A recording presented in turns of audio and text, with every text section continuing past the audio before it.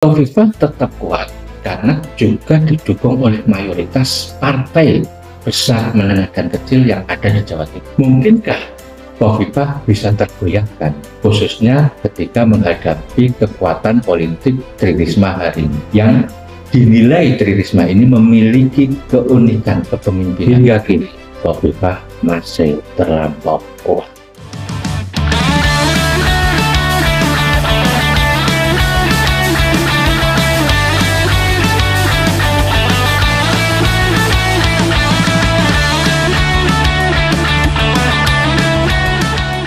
Kali ini saya akan mengupas sosok calon gubernur Jawa Timur nomor urut 2. Siapa lagi kalau bukan Khofifah Indar Parawangsa. Siapa sih sebenarnya Khofifah Indar Parawangsa itu? Inilah sosok Khofifah Indar Parawangsa. Khofifah Indar Parawangsa merupakan seorang politisi. Pernah menjabat Gubernur Jawa Timur pada periode 2019 hingga 2024. Ia juga pernah menjabat Menteri Sosial pada era Presiden Jokowi pada periode 2014 hingga 2018. Khofifah Indar Parawangsa, perempuan kelahiran Surabaya 19 Mei 1965 ini, merupakan politisi PKB. Khofifah juga pernah menjadi anggota DPR RI pada masa jabatan 1 Oktober 1999 hingga 28 Oktober 1999. Kemudian menjadi anggota DPR kembali pada masa jabatan 2004 hingga 2009. Pada era Presiden Abdurrahman Wahid, Khofifah juga pernah menjabat Menteri Negara Pemberdayaan Perempuan pada tahun 1999 hingga 2001. Sejak tahun 2000 hingga kini, Khofifah masih menjabat Ketua Umum Muslimat Nahdlatul Ulama. Pada tahun 2021 hingga sekarang, Khofifah juga terpilih menjadi Ketua Alumni Alma Maternya, Universitas Airlangga Surabaya.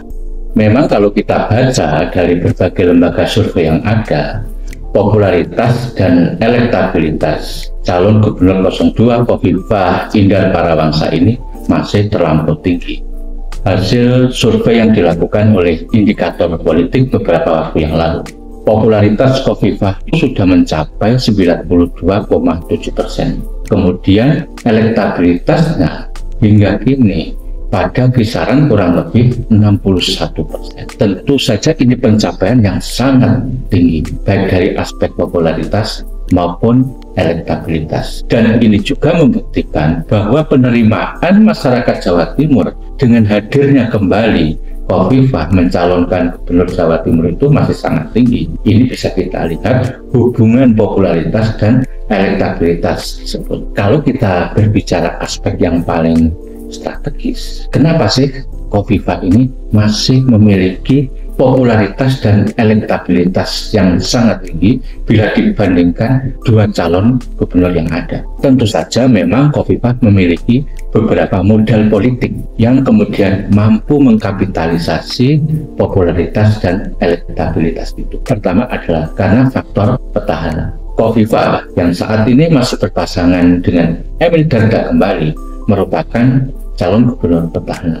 Menjadi calon gubernur petahana tentu saja masih memiliki berbagai jejak struktural maupun kultural di berbagai tingkatan sosial masyarakat Jawa Timur, baik itu pada tingkatan yang paling rendah hingga tingkatan paling atas. Begitu pula Khofifah yang merupakan petahana akan sangat mudah melakukan satu proses komunikasi dengan beberapa kekuatan struktur yang ada di pemerintahan.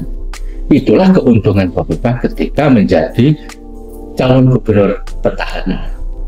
Yang kedua, Khofifah tetap kuat karena juga didukung oleh mayoritas partai besar, menengah, dan kecil yang ada di Jawa Timur. Khofifah pertama kali diusung oleh Koalisi Indonesia Maju. Koalisi Indonesia Maju ini punya relasi dengan kekuatan politik Presiden Jokowi maupun dengan Presiden terpilih Prabowo Subianto.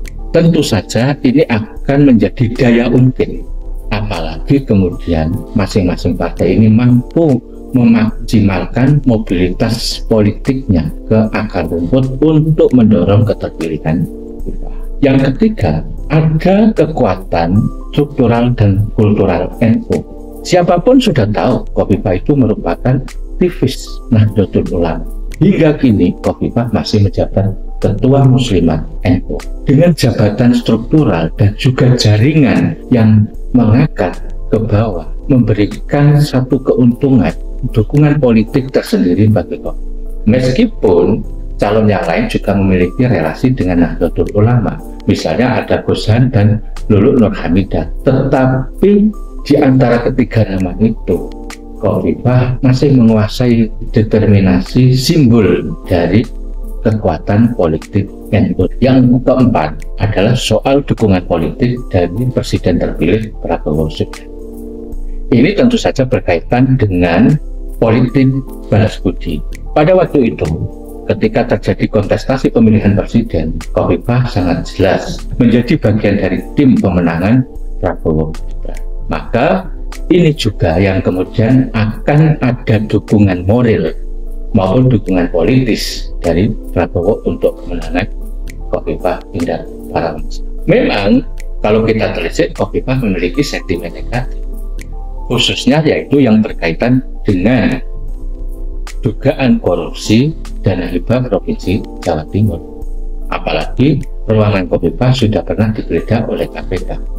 Tapi hingga kini memang KPK belum bersikap dan memberikan satu keputusan apakah Kofifa terlibat atau tidak. Kemudian ada sentimen negatif lagi, yaitu faktor dukungan keluarga Presiden Jokowi dan putranya. Siapapun sudah tahu Kaisang dan Gibran memberikan dukungan untuk kemenangan Kofifa menjadi calon gubernur Jawa Timur. Tapi kita juga lihat perkembangan politik akhir-akhir ini, Jokowi maupun Kaisang dan Gibran dianggap memiliki sentimen negatif yang sangat besar. Cuma masalahnya, apakah sentimen negatif dari Jokowi dan putra-putranya ini juga nanti akan mempengaruhi keterpilihan Kofifa?